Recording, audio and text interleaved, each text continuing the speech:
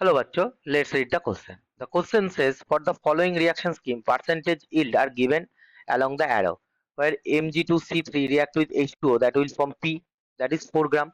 P will react with NaNH2 MEI, that will form Q with 75% yield, and then Q will react with red hot iron tube 873 Kelvin with R, that is 40%, and R is the X gram. Mass of the R is X gram.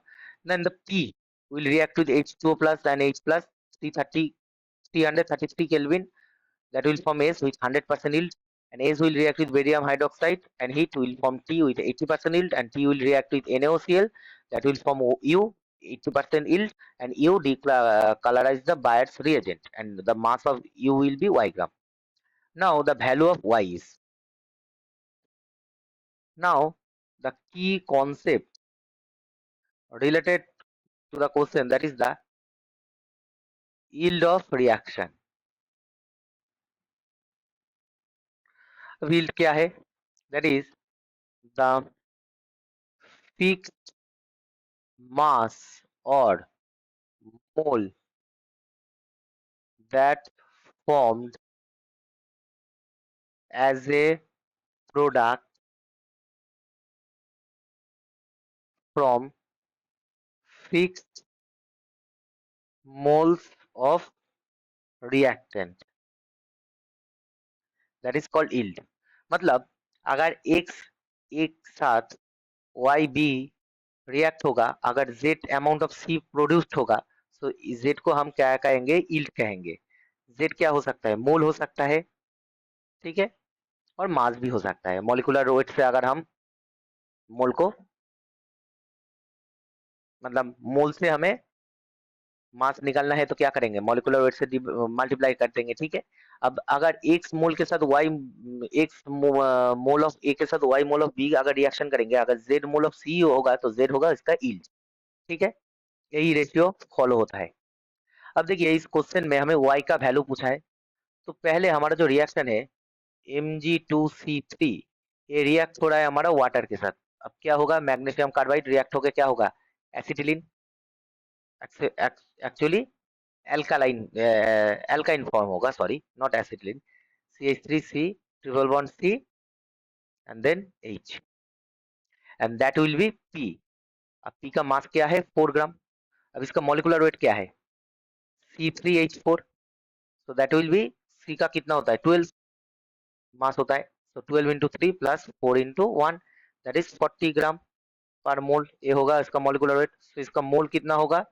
Mass over molecular weight, ठीक है. so ग्राम gram cancel out हो जाएगा, that will be 0.1 मोल, ठीक है. अब देखिए ये जो हमारा CH3C ट्रिपल बॉन्ड CH है, ये रिएक्ट हो रहा है Hg2 plus plus H plus. ये क्या है? हाइड्रोबोरेशन रिएक्शन एट 333 केल्विन, ठीक है. और इसका 0.1 मोल से रिएक्ट हो रहा है. ये क्या होगा? Hydroboration reaction. एल्काइन के साथ रिएक्ट होकर क्या होता है? कीटोन फॉर्म हो जाता है CH3C triple bond O CH3, ठीक है. अब देखिए एक, ये जो हमारा P के साथ एस हो रहा है, ये 100% ईल्ड के साथ, यही है हमारा एस और 100% ईल्ड है इसका.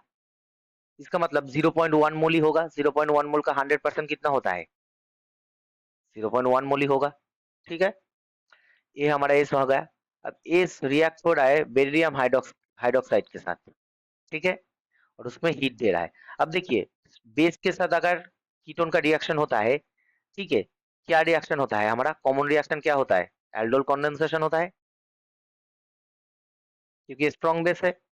अब देखिए रिएक्शन क्या होगा? CH3 C double bond O, ये अल्फा हाइड्रोजन को एब्स्ट्रैक्ट करेंगे, या OH का बेरियम हाइड्रोक्साइड का OH करके ये क्या करेगा? ये हमारा CH3CO minus double bond CH2 करेगा. अब इसके साथ फिर से same mole of ketone react करेगा. इसको हम कहते हैं सेल्फ एल्डोल. क्या होगा? ए ऑक्सीजन माइनस बैक करेगा और ए सी माइनस यहाँ पर डबल बॉन्ड इसमें अटैक करेगा कार्बोनिल कार्बन पे, और इसमें हो जाएगा हमारा CH3C double bond CH2 then C O minus CH3 और इसके क्या होता है, देखिए इस बेरिलियम हाइड्रोक्साइड के साथ हीट दिया है, तो अगर हम हीट देंगे तो इसमें क्या होगा, वाटर माइनस होगा। ठीक है, अब अगर ये क्या होगा, जो रिएक्शन में हाइड्रोजन रहेगा यहाँ से OH हो जाएगा, तो हमारा आ जाएगा CH3 C double bond O CH C OH हो जाएगा। बीटा हाइड्रोक्सी कार्बोनिल होता है ना, क्योंकि बीटा हाइड्रोक्सी कैसे होता है, देखिए ये जो कार्बोनिल कार्बन है उसका अल्फा कार्बन है बीटा, सो बीटा पोजीशन में OH है, सो बीटा हाइड्रोक्सी कार्बोनिल।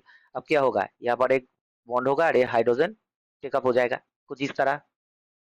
सो ये क्या हो जाएगा हमारा CH3 C double bond O double, sorry,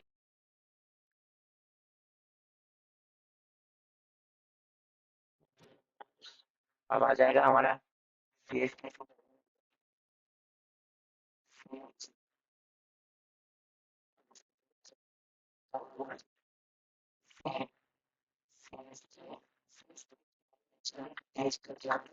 जाए। ठीक है, फॉर्म हो रहा है, ये है टी। ठीक है, और टी का यील्ड है वो 80% यील्ड है, तो क्या है जीरो, एस का 0.1 मोल था, उसका 80% होगा, तो इसमें कितना आ जाएगा हमारा 0.08। ठीक है, अब देखिए ये क्या है, एस कितना मोल लिया है, हम 2 मोल लिया है क्योंकि सेल्फ एल्डोल हो रहा है, सो 2 मोल से हो रहा है मतलब इसका हाफ हो जाएगा, 2 मोल से 1 मोल हो रहा है ना, ये तो 1 मोल फॉर्म हो रहा है 2 मोल से, तो इसका यील्ड क्या होगा, जितना मोल लेंगे इसका उतना हाफ, अगर 2 मोल से 1 मोल हो रहा है सो 1 मोल से कितना होगा, हाफ हो जाएगा, और 0.08 मोल से कितना हो जाएगा, 0.08 इंटू हाफ, दैट विल 0.04 मोल हो जाएगा। ठीक है, देखिए हमारा CH3 C double bond O CH double bond C, उसके साथ CH3 अब इसका रिएक्ट हो रहा है किसके साथ, NaOCl के साथ। अब NaOCl कौन सा रिएजेंट होता है, NaOCl हैलोफॉर्म रिएजेंट होता है, हैलोफॉर्म रिएक्शन देता है। अब देखिए इसमें हैलोजन कितना है, क्लोरीन है, सॉरी हैलोजन कौन सा है, क्लोरीन है, तो इसका मतलब है किसका रिएक्शन होगा, ये हमारा क्लोरोफॉर्म का रिएक्शन होगा, क्लोरोफॉर्म रिएजेंट होगा। ठीक है, अगर आयोडीन होगा तो आयोडोफॉर्म होता, सो इसमें क्या होता है, क्लोरोफॉर्म फॉर्म हो जाएगा CHCl3, ये फॉर्म हो जाएगा, प्लस उसके साथ क्या होगा CH3 ठीक है, एक्चुअल में इतने कितना मोल ले लेते हैं हम,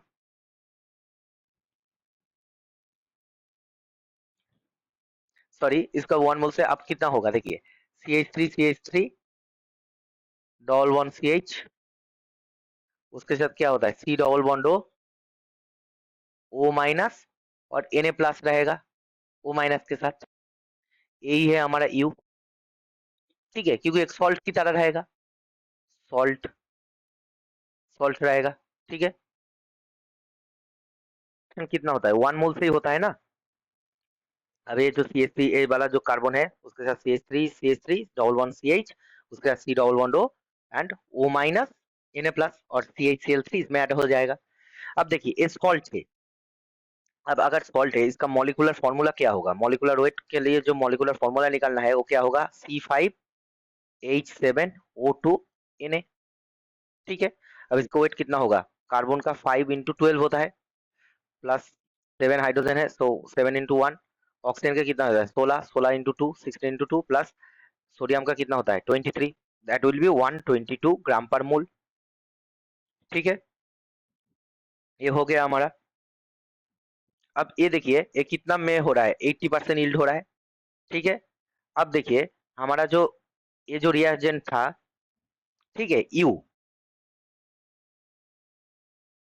आ रहा है, सॉरी ये जो टी था हमारा, टी का मोल कितना था, टी का मोल था 0.04 मोल, अब यू बन रहा है 80%, सो यू का मोल कितना होगा 0 कितना होगा 0.04 इंटू 80/100। ठीक है,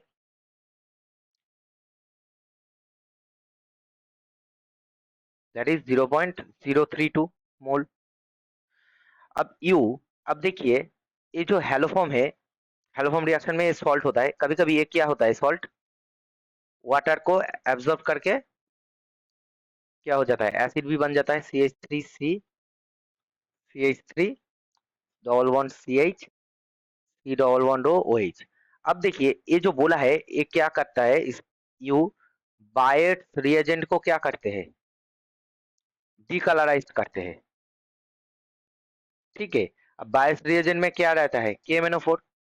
सो KMnO4 क्या करेगा, डीकलराइज मतलब ये जो डबल बॉन्ड है इसको इसके साथ रिएक्ट करता है, KMnO4। ठीक है, तो इसका मतलब सो बायस रिएजेंट किसके साथ रिएक्ट करेगा, जो अनसैचुरेटेड सिस्टम रहेगा, मतलब कोई भी डबल बॉन्ड को के साथ रिएक्ट करेगा। तो इसमें देखिए यहाँ पर अगर हम सॉल्ट की तरह रहेगा उसमें भी डबल बॉन्ड रहेगा, अगर एसिड हो जाएगा तो तब भी डबल बॉन्ड रहेगा। अब देखिए इसमें कुछ ऐसा इंफॉर्मेशन नहीं दिया है, जो बायस रिएजेंट को सिर्फ डीकलर करते हैं और ऐसा कुछ रिएजेंट नहीं दिया है।